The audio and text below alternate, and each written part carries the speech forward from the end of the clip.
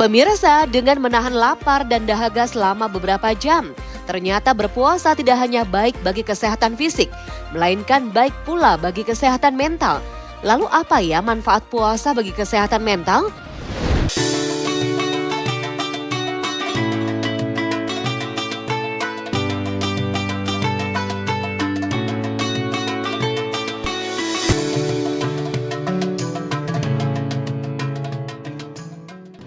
Assalamualaikum warahmatullahi wabarakatuh. Nama saya Valina, saya dosen di Fakultas Psikologi Unair sejak tahun 2019.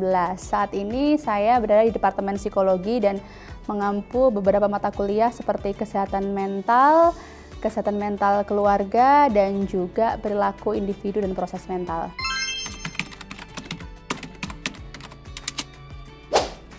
Oke, kalau kita memahami hakikat berpuasa itu kan sebenarnya menahan diri gitu ya, menahan diri dari makan, minum, dan yang utama secara psikis menahan diri dari segala luapan emosi yang berlebihan.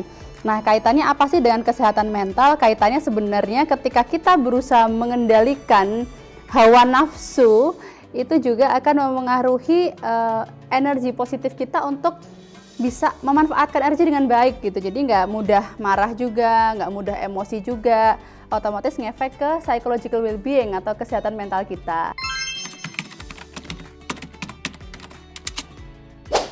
Oke, nah mungkin bicara soal kesehatan mental ini juga nggak bisa lepas dari perspektif spiritual ya rekan-rekan. Jadi kalau di spiritual, di agama Islam diajarkan untuk ketika kita bisa mengendalikan hawa nafsu, sebenarnya Allah menjanjikan surga gitu. Itu sebuah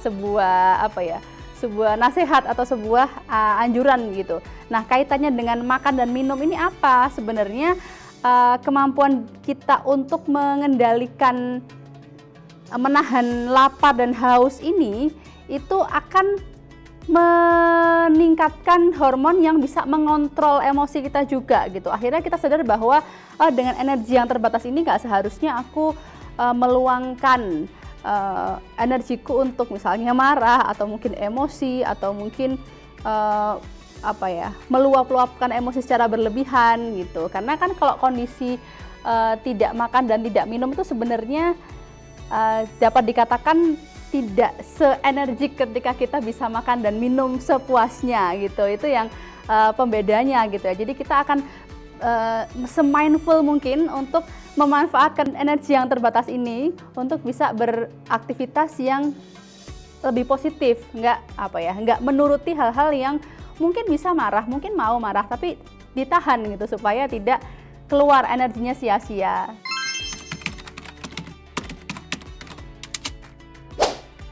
Kalau di beberapa literatur review yang saya baca, sebenarnya berpuasa itu meningkatkan kesadaran diri kita bahwa ternyata banyak sekali rasa syukur atau berkah yang diberikan oleh Tuhan untuk kita bisa nikmati setiap saat. Tapi di bulan puasa ini ternyata ada hal-hal yang kita tahan gitu ya.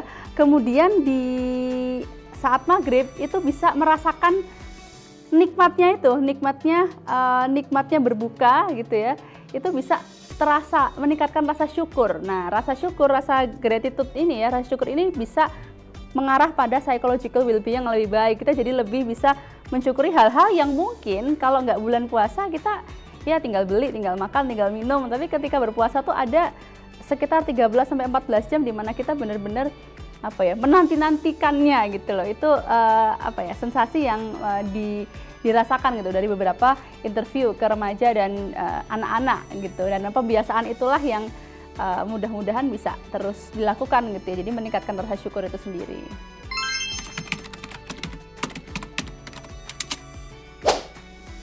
Kalau bicara soal mengelola stres dan emosi, sebenarnya nggak lepas dari kemampuan kita untuk mindful ya, untuk bisa menyadari sepenuhnya apa yang kita lakukan, apa yang kita lihat, apa yang kita dengar, itu tuh disaksikan oleh Tuhan gitu. Jadi kalau di Islam tuh ada yang namanya muraqabah gitu ya. Segala sesuatu yang kita lihat itu segala sesuatu yang kita lakukan itu akan disaksikan oleh Tuhan. Nah, berpuasa ini tuh jadi memudahkan kita untuk lebih sadar lagi bahwa oke, segala bentuk ikhtiar menahan lapar, menahan haus, menahan emosi ini tuh dinilai gitu oleh Tuhan, disaksikan oleh Tuhan, dan insya Allah ya tadi akan membantu kita untuk memilah kembali, memanfaatkan energi sebaik mungkin untuk bisa melakukan hal positif gitu.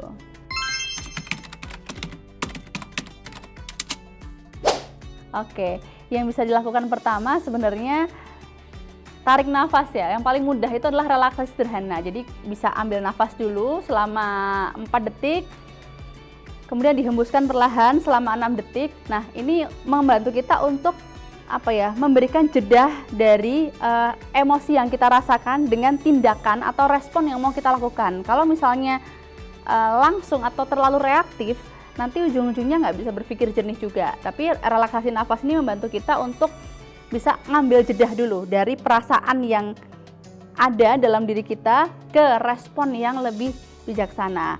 Kemudian yang kedua, bisa dengan merefleksikan diri ketika kita memposisikan jadi orang yang jadi lawan bicara kita gitu. Itu memudahkan kita juga untuk bisa menata kata-kata, menata ekspresi, menata mimik atau mungkin intonasi supaya juga nyaman gitu. Kalau aku di posisi orang lain dan kata-kataku seperti ini, kira-kira nyaman nggak ya gitu. Nah, itu mungkin berkaitan dengan mindfulness juga. Be mindful dengan kondisi saat ini, nggak terlalu mikir masa lalu, nggak terlalu mikir yang udah lewat, tapi juga nggak terlalu cemas dengan masa depan gitu. Itu mungkin dari saya.